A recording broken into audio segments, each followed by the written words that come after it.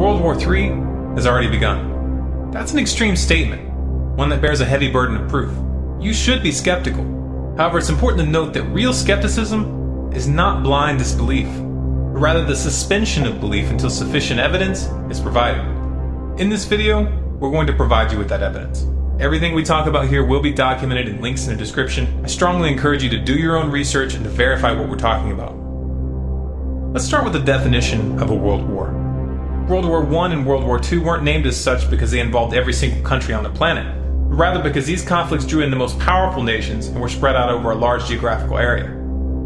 Now, though the reductionist history we're taught in school marks the beginnings of the first two world wars at specific physical flashpoints such as Hitler's invasion of Poland for Europe or the attack on Pearl Harbor for the United States, the early stages of these conflicts had actually begun to develop many years prior. For example, Japan's attack on Pearl Harbor was a culmination of many months of intentional provocation by the US. This was revealed in the 8 Points Bulletin, which was declassified years later, but it's still never mentioned in textbooks. Likewise, the mutual defense treaties which were immediately activated by this attack were already in place, and the secondary results could have easily been predicted by anyone who had been paying attention. Unfortunately, at that time, the internet wasn't available. The public was caught completely off guard. World War I planted the seeds for World War II, which transitioned directly into the Cold War.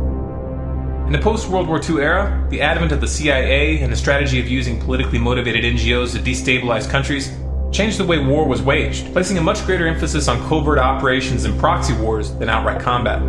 Such operations blurred the definition of war, particularly in the mind of the public, and it made it much harder to define clear start points and end points. Can you name all the countries the US toppled between 1950 and 1991? Most people can't. The end of the Cold War and the power vacuum that the fall of the Soviet Union created invited 20 years of military expansionism on the part of the United States. And this laid the groundwork for the next global conflict. This next global conflict is what we're referring to as World War III. Now, to establish this is in fact a world war, let's first take a look at the geographic scope of the current conflicts underway. Afghanistan is still clearly occupied by US forces, and as the official military prepares to withdraw in 2014, private military forces are being brought in. Also, there are no plans to discontinue the drone program in Afghanistan anytime soon. The Iraq War is supposedly over, and there's been a drastic drawdown of US troops. However, the overt occupation is now being replaced by a covert occupation run by the CIA, which has one of its largest stations in Baghdad. Obama has expanded Bush's drone program into Yemen, Somalia, Algeria, Libya, and Pakistan. In parallel, the Dagger Brigade has deployed US forces to 35 African countries this year, and the Pentagon has put boots on the ground in Mali as of April. And let's not forget that Obama toppled the Libyan government in 2011. The US has been running intensive war games and drills with South Korea since February, and they are ongoing in spite of the lack of media attention in the past month. North Korea is calling these drills, which included simulated nuclear strikes and naval maneuvers, wanton provocations and rehearsals for war. This really isn't an exaggeration since the US just recently signed a mutual defense treaty with South Korea, which makes it significantly easier for the US to get militarily involved in that region.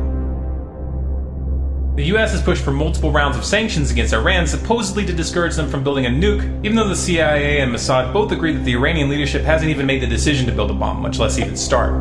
The US and Israeli governments aren't one to let pesky little things like facts keep them from promoting military strikes on Iran. But since they haven't gotten much traction with this approach from the international community, they've moved on to less direct tactics. And that brings us to Syria. Iran's closest ally is Syria. And on Friday, May 3rd, 2013, Israel attacked Syria. This after their attempt at framing the Syrian government for chemical weapons fell apart.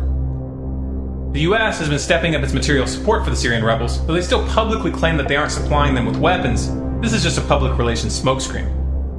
On May 26, Lebanon was attacked by NATO-backed insurgents due to Hezbollah's support for the Syrian government.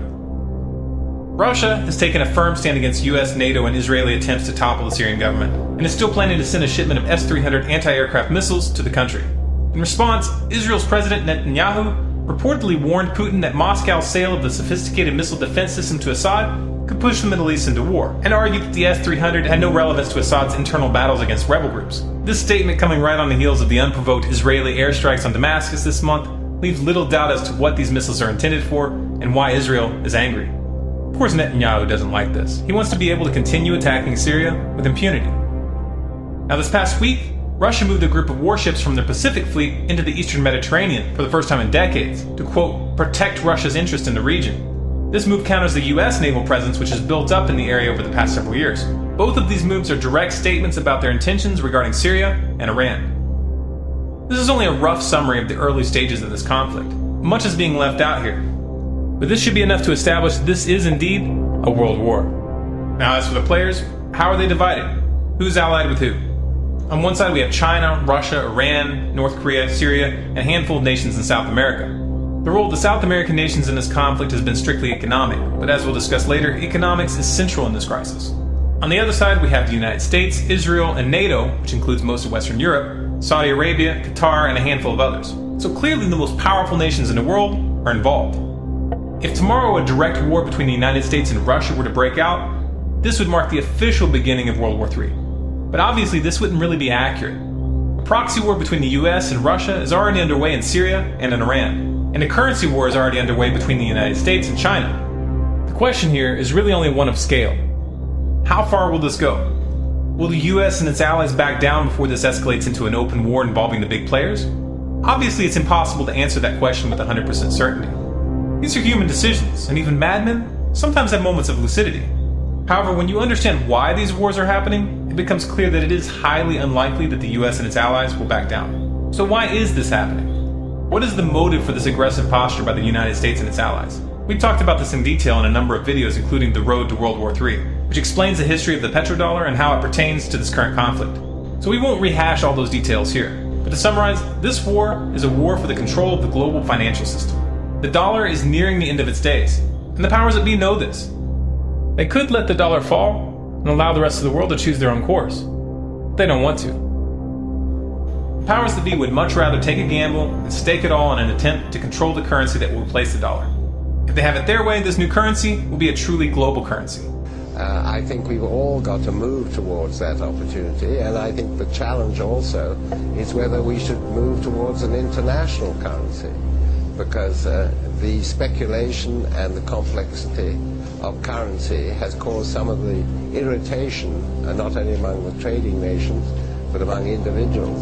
This global currency will be accompanied by global government, which they will claim is necessary to prevent another tragic war like the one they're setting off right now.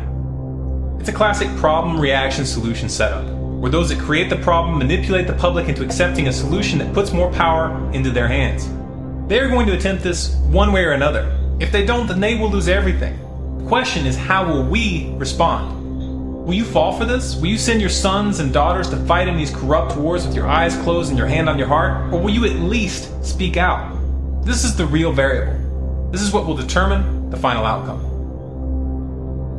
If you appreciate this message, and if you want others to hear it, you can help by liking this video, adding it to your favorites, and sharing it to Facebook, Twitter, your blog, and by sending it to your friends via email. If you'd like more videos like this, subscribe to Storm Clouds Gathering on YouTube. For updates and bonus content, be sure to follow us on Facebook at facebook.com/stormcloudsgathering, on Twitter at Collapse Updates, and our website is stormcloudsgathering.com.